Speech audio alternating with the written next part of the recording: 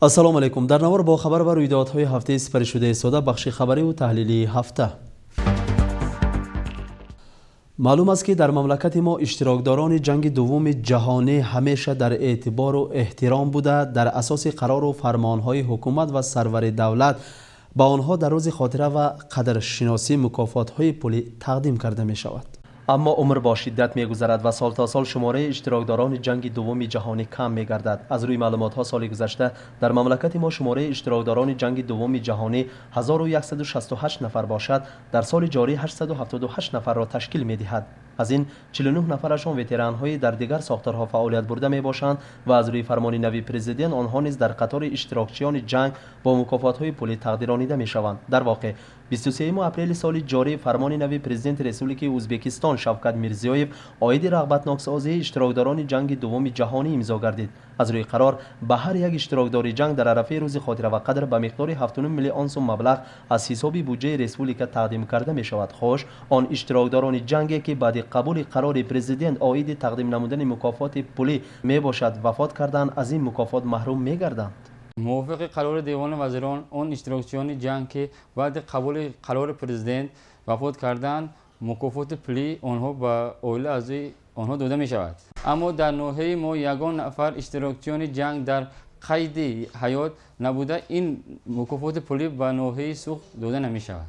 قید کردن با مورد است که شماره مبلغ‌های هر ساله برای اشتراکداران جنگ در اساس قرار پرزیدنت تصدیق کرده جدا کردن و تقسیم نمودن مبلغ از جانب بانک خلقی به عمل برآورده می شود. خاطررسان می‌کنیم که سالهای اول خصوصا در سال 2013 هم مقدار مکافات پولی برای اشتراکداران جنگ 500,000 سوم باشد، در سال 2014 هم 600,000 سوم، در سال 2017 هم 2 میلیون سوم و در سال 2018 هم 2.5 برابر آن یعنی 5 میلیون سوم را تشکیل نمود. چون در بالا گفتیم در سال 2019 هم 7 میلیون سوم را تشکیل می‌دهد. اینچنین دیگر تشکیلات‌های نادولتی و ناتجارتی برای گذرانیدن واخوری و شب‌نشینی‌های معرفتی بدیهی به مناسبت روز خاطره و قدر مسئول می‌باشند. الکی در ناحیه ما برای مناسب جشن گرفتن روز خاطره و قدر تیاری آغاز یافته است. دیروز به همین مناسبت از جانب مرکز معنویت و معرفت آکروک حربی شرقی موسیقی ارکستر صدا داد و به ساکنان ناحیه لنت شرف تقدیم کرده شد.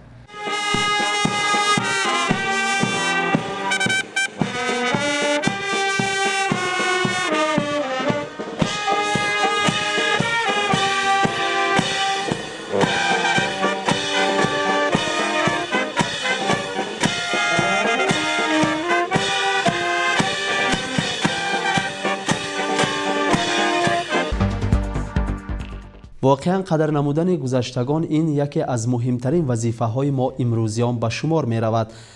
به مناسبت روز خاطره و قدرشناسی در مکتب رقم دوم میدان خاطره تشکیل کرده شد و امروز مراسم گشاده شوی آن به وقوع پیوست. گزارش نوبتی ما در همین خصوص.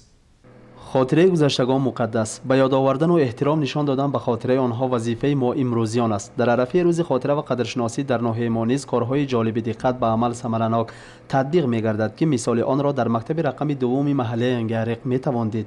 در مکتب مذکور بهر به یاد آوردن گذشتگان، احترام نمودن خاطره نیک آنها در مکتب میدان خاطره بنیاد کرده شد.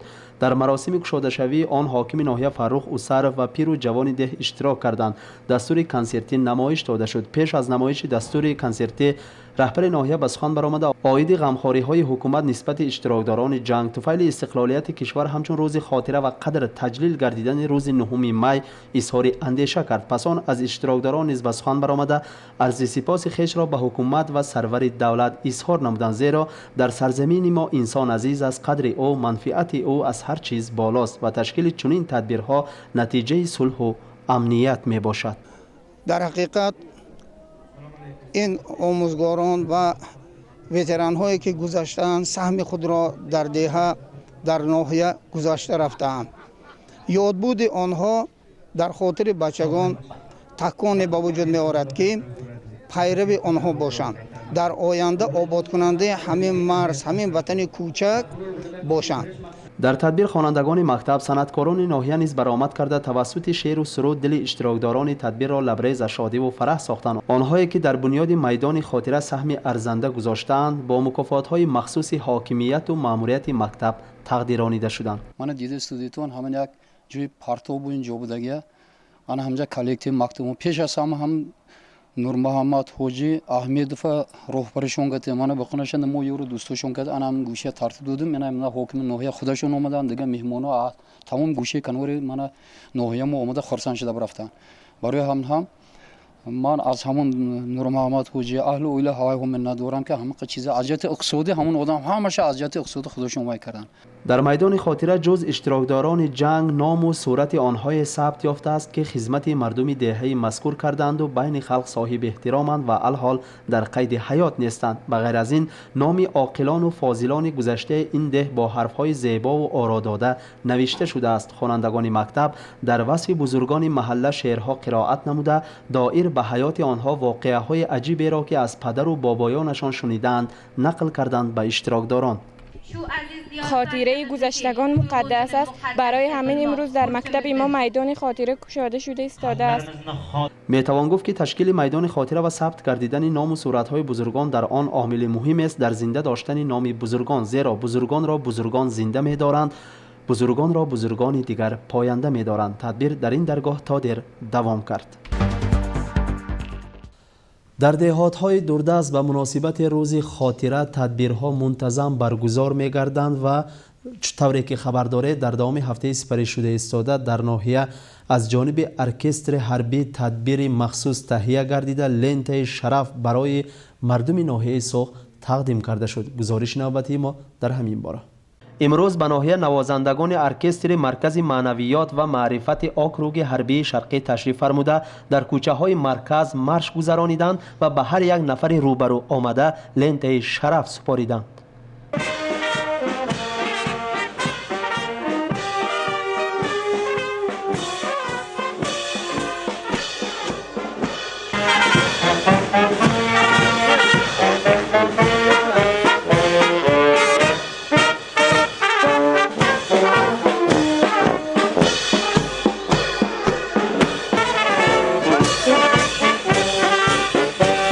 پس آن در صحن حوله خانه مدنیت از جانب آنها دستور کنسرتی نمایش داده شد. با آنجا همه پیر و جوان جمع آمده تا دیر خوش و خرسندی کردند.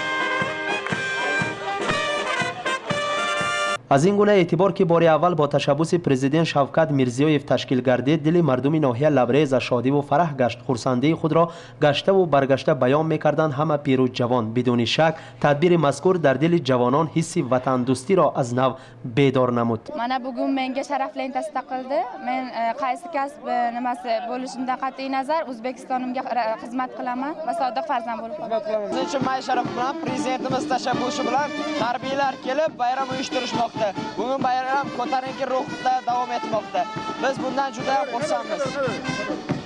Bunday bayramlar bo'lishi bizga juda ham yaxshi. Bunday bayramlar davom etishini istab qolamiz. O'zbekistonimizning sodiq farzandi bo'lib qolamiz. O'zbekistonimizga ko'z tegmasin. پس آن نوازندگان ارکستر حربی به دهه لیمبور رفتند و در صحن حوله مکتب دستور کنسرتی نمایش دادند. پیش از نمایش دستور موسیقی از خاطره نیک فرزند ارجمند و برومند این دهه که هنگام ادای خدمت وطن در ناحیه سری آسیا قهرمانانه هلاک گشته است خیرالدین خالبایف به یاد آوردند و لحظه سکوت ورزیدند. دستور کنسرتی در معرفتگاه مذکور خیلی خوش گذشت.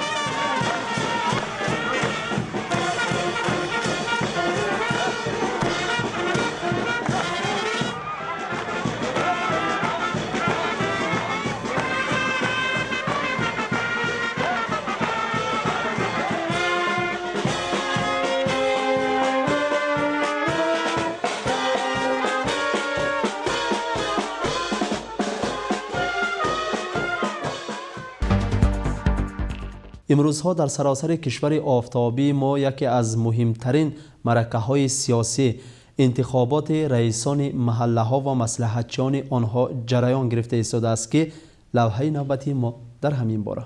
موافق قرار رهبر دولت به وظیفه رئیسی جمعیت شهروندان محله آنهای مناسب می باشند که دانش کافی سیاسی بین مردم آبرو و از همه مهمش تجربه حیاتی داشته باشند، زیرا به ذمه رئیس محل مسئولیت زیادی بار شده است. رئیس محل باید شخصی باشد که منفعت مردم را از منفعت خود بالا گذارد، به درد و معمای خلق زندگی کند، برای گرفتن پیش راه جنایتکاری و حقوق ویرانکنی در محله چاره و تدبیرها اندیشیده از هر جهت محله را نمونه عبرت گرداند. ماه چند در ناحیه ما نیز برای گذراندن انتخابات رئیسان محله تیاری رفته ایستاده است و دیروز انتخابات اولین در دهه غزنو شده گذشت. در انتخابات زیاده از 200 نفر اهالی اشتراک کرد و پیش از آوازدهی پنهانی نامزدها دستور خود را به حاضران معلوم کردند. پس آن از روی ترتیب انتخابات دوام یافت و به 2 نفر نامزد با راه پنهانی آواز دادند. طوری که آگاه هستید امروزها در سراسر کشورمان انتخابات رئیسان محله ها و مصلحتچیان آنها شده ایستاده است و در ناحیه ما نیز انتخابات از محله غزنو آغاز یافت و امروز ما عاید این مسئله با رئیس خزینه محله ناحیه فضل‌الدین داداکریمов هم صحبت می‌شویم. در این سال‌ها موافق قانون همون کوارینگ تامین کرده شد، از طرف قراها با همون نامزد آواز داده شد. نمک در اینجا دو نامزدی که در سالو نامزدشون گذاشته شده بود، نمک یکشون 88%، دویمشون 12% آواز گرفته، نمک سالو با آخر رسید. در گذراندن جریان سالو با یگان مورد شفافیت تامین همین در جریان گذراندن سالو شفافیت تامین کرده شد. من موافقم همون طلب حاضر زمان، موافق طلب قانون، من پرزیدنت همون با شفافیت گذرانده شده همه چیز، همه کار همه چیز در نزد نمک همون اهل محله حل کرده شد.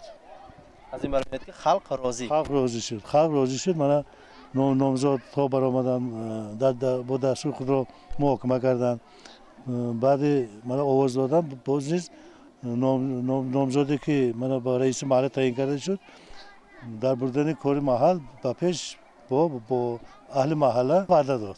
طوری که ما شاهد شدیم در انتخابات شفافی تامین گردید، به یگان قانون ویرانکنی راه دادن نشد. نتیجه انتخابات همین را معلوم کرد که یکی از نامزدها خلیل جان بابایی و گرفتن 88% آواز غالب آمد و به مدت 3 سال به وظیفه رئیسی جمعیت شهروندان محله غزنو انتخاب گردید.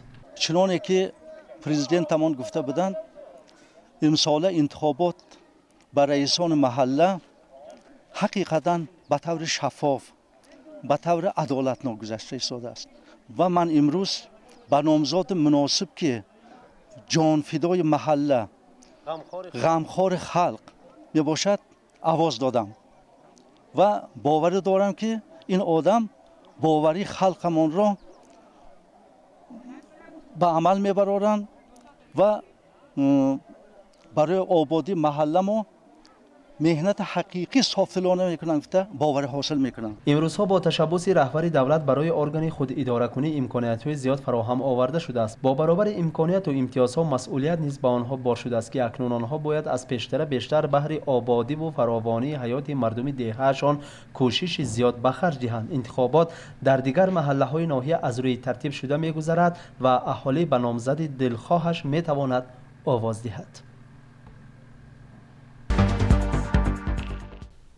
گرفتن پیش راه جنایتکاری و حقوق ویرانکنی در مملکت ما به یکی از سمت‌های استوارترین سیاست دولت تبدیل یافته است، زیرا در کشوری که جنایتکاری حقوق ویرانکنی به عمل نمی آید در آنجا پیشروی، ترقیات و از همه مهمش صلح و امنیت برقرار می گردد. در جمامتی که در تالار مجلس‌های شعبه تعلیم خلق و حقوق پیوست دیرکتوران مکتب‌ها و نمایندگان ارگان‌های حقوق و ترتیبات شرکت ورزیدند. در جمامت مفتش شعبه کارهای داخلی ناحیه اکمل عبداللهیف معروضه کرد و در دوام نطقش عاید گرفتن پیش راه جنایتکاری و حقوق ویرانکنی در نتیجه نفهمیدن مضمون و ماهیت دین مبین اسلام به هر گونه گروه‌های ویرانکار که دین ما را نقاب کردند داخل شدن بعضی از شخصان اظهار اندیشه کرد. قید نمود که دین اسلام انسان را فقط به راه راستی، پاکی ناپاکی آدمگری هدایت می‌سازد. دین اسلام به جنگ و جدال، خونریزی، آدمکشی و به دل کسی آزار دادن را اصلا اجازه نمی‌دهد و این حالت‌ها را بزرگترین گناه حسابیده است. پس رفتار آن گروه‌هایی که دین را نقاب کردند از روی قواعد دین مبین اسلام نبوده، مکر و فریب، جاهلی و ناپاکی بیش نیست. مفتش شعبه کارهای داخلی عاید اهمیت دین در تربیت انسان، تاریخ پیدایش آن، عرف و عادت‌های ملی بابایی، تروریسم، اکستریمیسم دینی اظهار عقیده نمود. قید گردید که جوانان را از جهت معنوی بای گردانیدن لازم است. تنها شخصی صاحب معنویات می‌تواند غایه‌های بیرونه را به خود قبول نکند. Bugun o'tkazilgan o'quv seminaridan maqsad shu So'x tumanida faoliyat olib borayotgan barcha maktablar direktorlariga diniy ekstremizm, fundamentalizm, terrorizmni huquqiy, diniy asoslarini tushuntirib, bu o'zlari direktorlik qiladigan maktablarda o'quvchilarga yetkazishi bo'yicha o'quv seminar trening o'tkazdikki, mana bizda sobiq ittifoq parchalangandan keyin, o'sha mustaqil bo'lganimizdan keyin muhtaram birinchi prezidentimiz Islom Karimov aytgandek, bizni xalqimizni ongida g'oyaviy bo'shliq paydo bo'lib qolgan. Shu g'oyaviy bo'shliqni boshqa yot g'oyalar to'ldirmaslik uchun biz o'sha dinimizni asl maqsadi, mohiyati nima, mazmuni nimadan iboratligini o'quv seminari orqali maktab direktorlariga yetkazdik.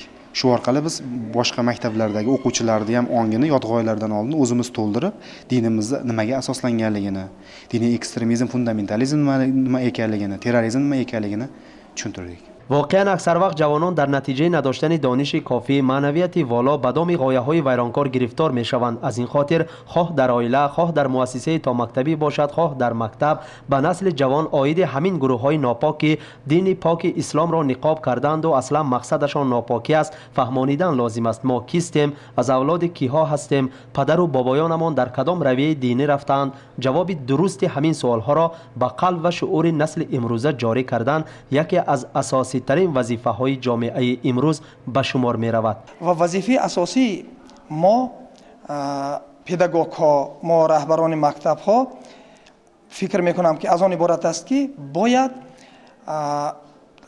در هر زمان، در هر وقت، هر لحظه، هر ساعت در کار باشد ما درباره گرفتن پیش راه جنایتچی، درباره حالت های منفی که باعث به وجود آمدن جنایت می شود ما باید صحبت کنیم، باید نصیحت ها کنیم. نه فقط در مکتب، در خانه ها باید ما نصیحت کنیم به فرزندانمان تا که همین خالگی معنوی را ما پر کنیم. چون این مشورت با اشتراک نمایندگان حقوق و ترتیبات در مجلسگاه مؤسسه تا مکتبی ناحیه نیز شده گذشت. به مدیره های باغچه ها دایر به این مسئله مصلحت و مشورت و توصیه های مفید داده شدند. خلاصه گفتنیم که احتیاطکار باشید پدر و مادران عزیز، و تقدیر فرزند خویش بی‌فرق نباشید، زیرا خطای خردکک شما که نتیجه به اعتباری شماست آینده حیات شیرین خودتان و هم فرزندانتان تلخ نمودنش از احتمال خالی نیست. آگاه باشید. بهره بلند برداشتن دانش و معنویات خوانندگان، وسیع نمودن جهانبینی آنها و صیقل دادن استعداد و اقتدار آنها در مکتب‌های ناحیه تدبیرهای معنوی معرفتی منتظم گذرانیده می‌شوند. لوحه داریم در همین خصوص. محمد یوسف شاعر دردهاست. شعرهای زاده دردهای ویند. محمد یوسف از زمره شاعران است که منفعت مردم را از منفعت خود بالا می‌دانست و به یک سخنگویم و شاعر خلق بود. از دل مردم، از دل هر یک فردی که از شعر و شاعری آگاه است جای گرفته بود.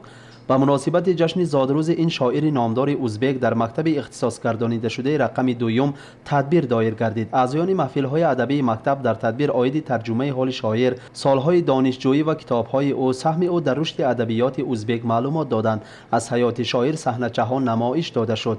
شعر و سرودها از ایجاد شاعر قرائت نموده و رقص‌های دلاشوب اجرا کردند. طوری که در بالا ذکر کرده محمد یوسف شاعری است که از دل و دیده مردم جاویدانه معوا گرفته است. کسی نیست که شعرهای محمد یوسف را دوست ندارد. صنعتکار نیست که اشعار این شاعر زبده را به آهنگ ندرآورده باشد. با قرار رهبر دولت هر سال جشن زادروز این شاعر در سراسر مملکتمان تنتنه‌ناک تجلیل می‌گردد. در تدبیر آنهایی که به سخن برآمدند عاید ایجادیات شاعر اظهار اندیشه کردند. قید گردید که محمد یوسف به ادبیات تاجیک نیز پیوندی قرین دارد. از دریای شعر بزرگان این قوم شاداب گردیده است. محمد یوسف معتقد اشعار عمر خیام بوده، در شعر از پی او می رفت. در مکتب مذکور تدبیر به مناسبت جشن زادروز شاعر خیلی خوش گذشت و در اشتراکداران تأثیرات خوب باقی گذاشت و به خوانندگان فعال و تشکیل کنندگان تدبیر از جانب مأموریت مکتب افتخارنامه‌های مخصوص تقدیم کرده شد. در واقع الحال جماعه آموزگاری مکتب اختصاص گردانیده شده بهر مناسب جشن گرفتن روز خاطره و قدرشناسی آمادگی می‌بینند. این بود بخش خبری و تحلیلی هفته که شما توسط آن با خبر و رویدادهای آخرین روز شناس گشتید و در همین جا به بخش هفته حسن انجام می‌بخشیم. خیر سلامت باشید و با برنامه‌های تلویزیونی سرخ بمانید. زیرا شما را در پیش صحیفه‌های استراحتی تلویزیونی سرخ منتظرند.